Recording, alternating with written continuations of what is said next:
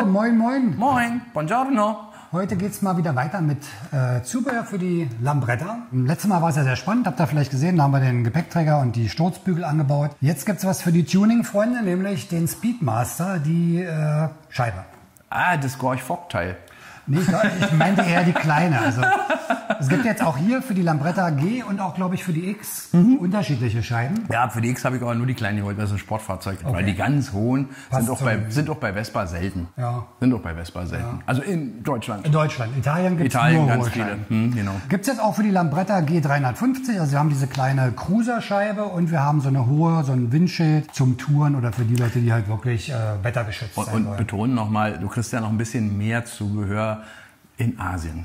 Wir machen normal nie Werbung oder so und sagen, lasst es alles sein mit Alibaba und Co. Aber hier ist es nun mal so, dass die dort deutlich mehr haben. Das Fahrzeug gibt es dort 2-3 Jahre länger als hier. Fahren total auf diese Kiste ab. Also das ist ein richtiger Run und demzufolge auch das Zubehör. Weil was bei den Gepäckträgern fehlt immer noch, ist dieser eine gerade flache für die G. Ja?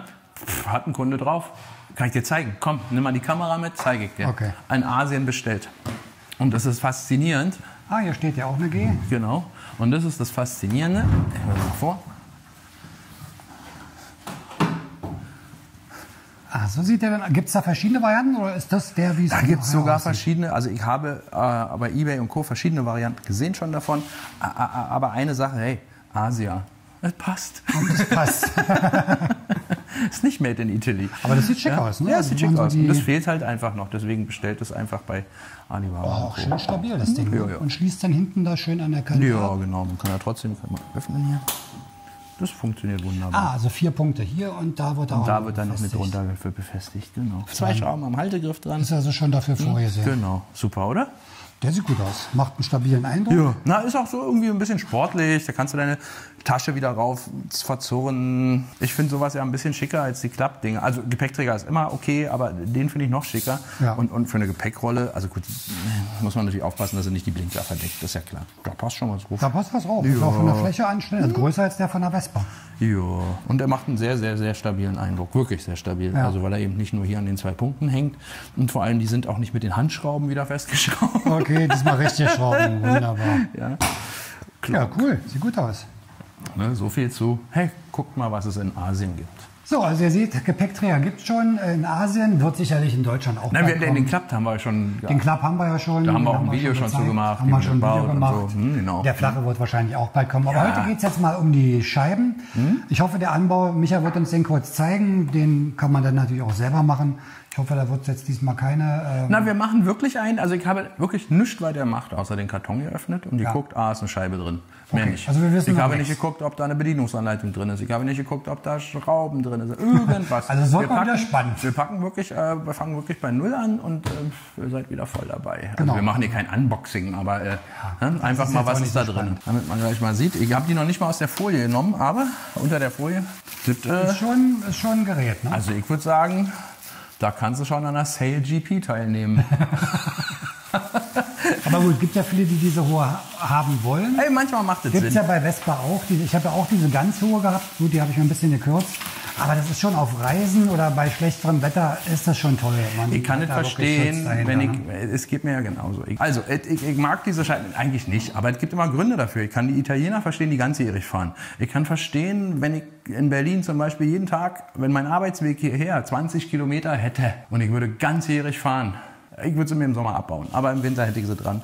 Und manchmal gibt es so andere Gründe, du hast vielleicht dein Kind dabei, weißt du, manche bringen ihre Kinder in die Kita. Ja, manche fahren auch mit Anzug. Ne? Also Fährst mit Anzug oder ich habe meinen kleinen Hund dabei. Also so, da ist so eine Scheibe ganz geil. Also wenn es Wetter schützt halt nicht nur vor Wind und vor Wetter, sondern halt auch vor Dreck. Ne? Also du Ja, hast ja, halt dann ja, nicht klar. den ganzen Fliegenkram auf die Jacke, sondern bist halt Kika, wirklich aber das finde ich geschützt. schon wieder hübsch. Ich packe das hier aus. Ich habe es mich wirklich noch nicht gesehen. Ja, ich habe es mir auch noch nicht angeguckt. Und das ist auch schon wieder ganz hübsch. Also das lächelt mich als erstes an, das finde ich hübsch. Und doppelt verpackt. Eine Ja, Folie das in der finde ich Folie und noch eine Folie. Und natürlich wieder, ja, das können sie. Ne? Also Mann, das Branding können sie. Mal ein Lob, wirklich, also meine ich ernst, doppelt verpackt ist sehr, sehr, sehr, sehr, sehr, sehr sinnvoll. Extrem sinnvoll. Ganz toll. Ist jetzt keine Besonderheit, aber die Vespa-Scheine ist nicht so eingepackt. Und man will die Dinger ja auch nicht ständig zurückschicken. So, da haben wir sie. Schön klar. Und wie gesagt, Okolyt. Ja, auch schön breit. Ne? Also das ist ein Apparat, oder? Kick dir das an. Ja, da hat man schon guten Windschutz. Da ist ein guter Windschutz. Dabei ist sie nicht, du hast recht, die ist nicht so hoch wie die hohe Vespa-Scheibe. Nee, die hohe Vespa-Scheibe, Ist da noch höher. guckst du durch. Ja, hier guckst, warte mal, Icke, wenn ich hier drauf bin. Nee, du guckst auch drüber. Und ich guck dann komplett drüber. Du guckst komplett drüber. So, was ist denn noch dabei? Was ist denn? Ei. Also, haben wir mal ausgepackt. Halt mal Kaffee weg hier. Oh, guck mal, ein Zettel. Hey, guck mal. Den Krieg ist ja nicht. Habt ihr gut gemacht. Diesmal mit Anleitung. Diesmal mit Anleitung, so schafft es jeder auch zu Hause. Okay, da haben wir also diese zwei Viecherchen hier.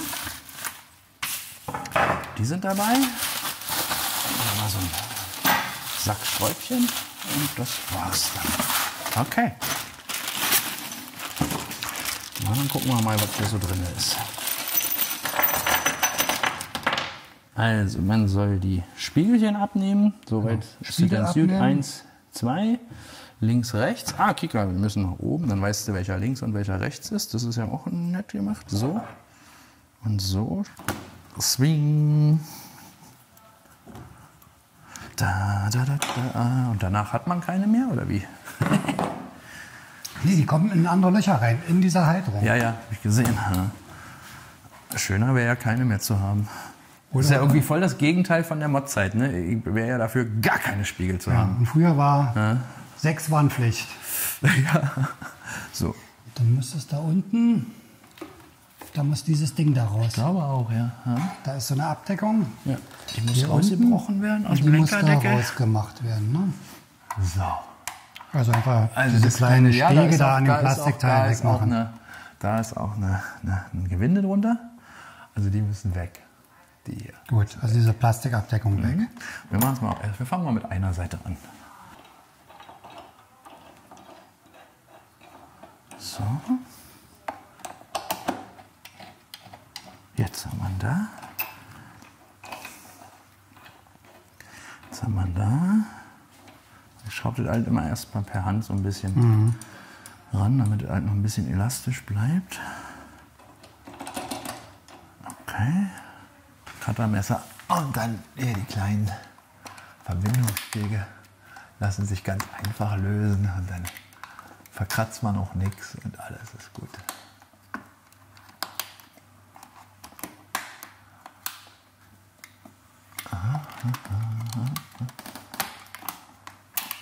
Da ist er. Klonk. Da ist er. Siehst du diese kleinen Knipis hier, diese. Ja, da sind nur so eine kleine Stege dran. Ach ja, das hast du ja auch so produktionsbedingt bei Vespa, bei den Small Frames, beim Trittbrett, wenn du das neu machst, da hast du ja auch so ein Verbindungsding dann wahrscheinlich für die Lackiererei oder so, musst du auch so raustrennen. Da gibt es so öfter so. Und zweimal, naja. Das ist ja auch eine große Scheibe, die soll schon vernünftig befestigt sein. Ja, da ist Kraft da ist drauf, schon ne? Winddruck drauf, auf alle Fälle. Okay, das ist richtig angesetzt. Ja, passt so. Okay, drehen wir das noch mal ein bisschen drin. Macht aber an sich einen ganz guten Eindruck, diese Ja, Zwei-Punkt-Befestigung. ja. Das ist halt Ja. nicht nur unten drin, Ja. wo dann die ganze Kraft auf der Hülse liegt, sondern hier hast du wirklich zwei und Punkte. gerade bei den großen, wir haben ja mal ein Video gemacht zu den Hülsen. Ja. Und gerade bei den großen Scheiben ist es umso wichtiger, die Hülsen vernünftig zu machen. Ne? Ach so, und das alles wieder mit der Hand. Na ja, gut. Aber Ja, das ist, was ich meinte. Ne? Das ist jetzt kein... aber es ist wenigstens was zum Anfassen. Es hat eine bestimmte eine Größe, die man auch anfassen Ja, kann. und du darfst ja aufs Plastik jetzt auch nicht da mit einer Schraube das festhämmern, weil Ja, dann ja, machst du das genau. Plastik nachher kaputt. Genau, ah, Kika, das hier ist auch so, das ist so weich. Gummiert, ne? Nein, nee, Gummi nicht, aber es ist weiches Plastik, ziemlich weich. Das ist ganz gut. So. Also erst die eine Seite verschrauben mit der Scheibe, das Kontern. Nur innen oder außen? Kannst du ja lose lassen, dann kann man es drehen. Ja, ja, genau. Und dann. Ah ja. Kick an. Okay.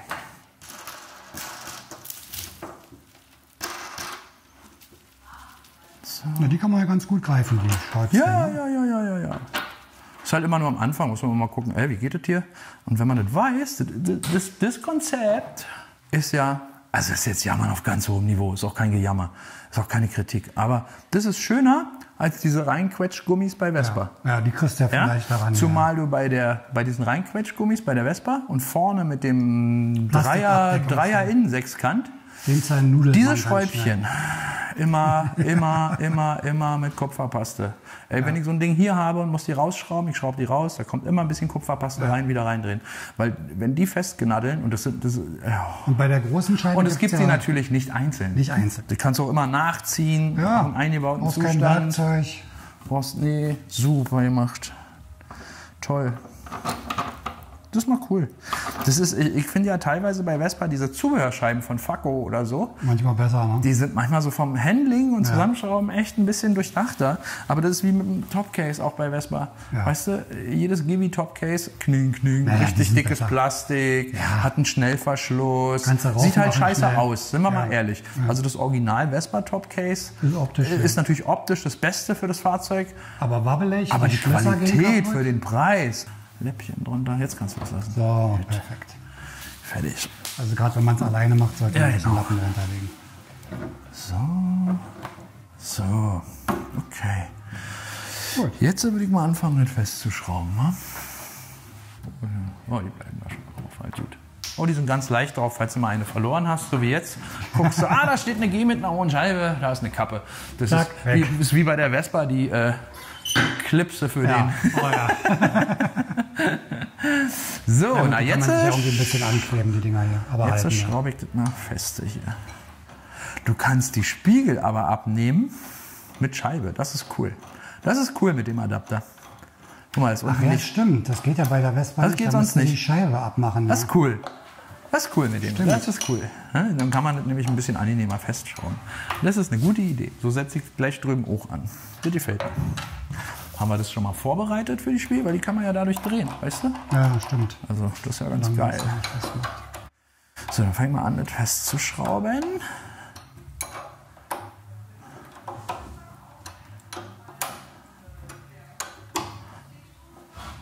So.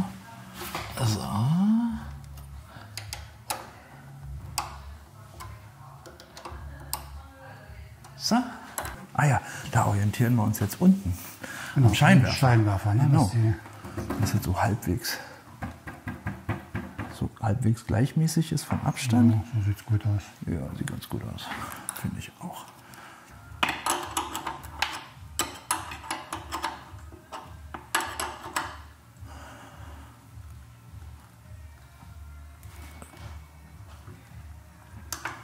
Also ob man die jetzt noch braucht, naja, sieht ein bisschen schicker aus, aber wisst ihr was? Die würde ich jetzt einschneiden, so dass sie runtergehen. Ja, ne? Ja? Stimmt, könnte man machen, dass das so ein bisschen... Ja, dann ist das ein bisschen hübscher, wenn man das einschneidet. Und das ist so ein ähnliches Problem wie bei Vespa, links gegen rechts. Aber wenn du den hier unten festhältst, den Adapter kannst du ja festhalten, dann geht's. Ne? Wenn du jetzt hier festhältst am Spiegel, dann hast du links gegen rechts und das funktioniert nicht. Aber hier kannst du festhalten und dann kannst du es richtig anziehen. So, fertig. Cool. Schön. Aber auch echt vorsichtig, weil, Alter, da müsst ihr aber echt sau vorsichtig sein, weil die Scheibe ist so klar.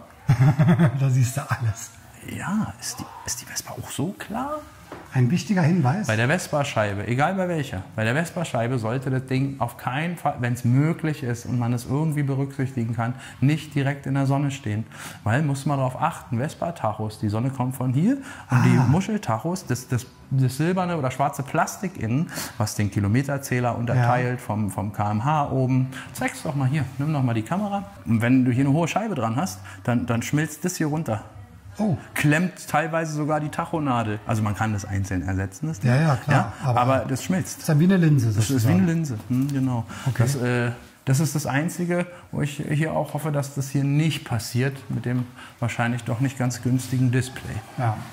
Ja, da muss man immer ein bisschen drauf achten. Also es ist sonst wie so ein Brennglas. So, jetzt muss ich mich da einmal kurz raufsetzen. Ich habe den Vergleich von der Vespa. Na, die ist ungefähr so wie meine, die ich mir gekürzt habe. Also die Original-Vespa geht ungefähr bis hier. da ist wirklich der Wind komplett weg. Also es ist auch interessant, weil du hast eine ganz andere Geräuschkulisse. Ja, ich weiß. Du hörst nämlich wieder Sachen hinter dir. Wenn ich die Dinger Probe fahre, bin ich immer voll irritiert. Ich denke so, Alter, wo ist der Wind hin? Ja, du hörst andere Sachen. Ne? Du hörst deinen Auspuff anders als vorher. Ja, genau. Weil das hast ja immer wieder diese Frage, die mittlere oder die hohe Scheibe oder die kleine, dass diese Mini-Cruiser-Scheibe nichts bringt. Außer vielleicht hier ein bisschen. Also, das sollte jedem klar sein. Ich kann da gerne mal ein Video machen drüber. Ich habe alle Scheiben getestet. Alle. Also, dass die keinen Winddruck groß wegnehmen. Also, wenn man die kleine Cruiser nimmt, die kleine. Es gibt eine ganz kleine Cruiser. Na, das ist aber nicht Vespa. Ich meine die von Vespa, die kleine. Ja, also die normale Cruiser. Nee, es gibt die normale Cruiser von Vespa. Es gibt von Vespa eine kleine, eine mittlere und eine hohe. Dann hast du den besten CW-Wert. Das ist ein Billo-Tuning. Du musst dich dann aber auch so klein machen. Bringt 5 km/h mehr. Ja, genau. Du musst dich dann auch sehr klein machen, weil dann geht der Wind, die bringt die besten CW-Werte. Jetzt kommt aber häufig die Frage, ob die mittlere oder die hohe und ob das nur... Das hängt doch davon ab, wie groß man ist. Weil manche behaupten, wie du das gerade beschriebst, voll Wind im Gesicht, das ist ja voll der Schwachsinn, die Scheibe. Die passt nicht zu dir. Ja. Das ist das Problem. Das ist wirklich immer das Problem. Muss man ausprobieren. Ne? Also, guck mal, wir sind beide ähnlich. Also, müsste man echt mal fahren. Bei unserer Größe müsste man das mal fahren. Aber ich glaube, auch so ein bisschen ducken wäre sinnvoll. Ja, ein bisschen ducken, dann guckst du durch. Ein bisschen ducken wäre sinnvoll. Guckst du durch, weil so hast du den Wind voll. Wind und glaube nicht, manchmal auch ganz unschön die Kante im Sichtfeld. Ja, genau. Nervt mich auch. Aber egal. Ich glaube, ein Scheibenfahrer nervt das nicht. Irgendwann gewöhnt man sich, glaube ich, daran. Geht, Für mich als Anti-Scheibenmensch, ich finde die cool. Ja, vor allem super stabil, ne? Das finde ich klasse. Die hält was aus. Ja, schöne Halter. Gut Montage geht auch. Hat diesmal auch wirklich ohne Probleme geklappt, nachdem man sich eingefummelt hat. Also war wirklich heute die erste Montage dieser Scheibe. Aber das ist jetzt auf ganz hohem Niveau. Ja, das kann man ein bisschen Das ist halt so, das kann man ein bisschen... Naja, hier kannst du das nicht so ausgleichen, weil du hast sie ja hier. Durch die Schlitzer. Achso, du könntest da noch ein bisschen... Wenn du den Schlitz hier löst und dann hier ein bisschen nach da machst, ne? Also diese Schlitze hier oben sind dann so zum Arretieren. Kannst du so ein bisschen ausgleichen noch. Genau. Mensch, jetzt haben wir hier schon eine Menge Stuff dran. Das ist ja schon voll der Reisedampfer mittlerweile. Ja, Gepäckträger, Sturzbügel, Scheibe. Jetzt fehlt noch hinten der Gepäckträger. Dann kannst du mit dem Ding schon in Urlaub fahren. Ja, genau. So, also das war's für heute. Vielen Dank fürs Zuschauen. Große Scheibe an der Lambretta G350. Danke, Micha. Sie ist das Model und sie sieht gut aus. Sie sieht gut aus. Sie sieht wirklich gut aus damit. Das passt. Es ist praktisch. Ja. Also alle, die ein bisschen Windschutz brauchen, super Ding.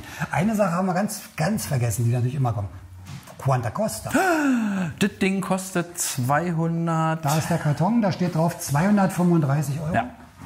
235 €. Ist, glaube ich, wie bei Vespa etwa so um die 200. Ja, ein bisschen weniger bei Vespa, aber alt gut. Wir sehen uns beim nächsten Mal. Bleibt gesund, fahrt vorsichtig. Bis dahin. Bis dahin. Ciao, ciao. Tschüss.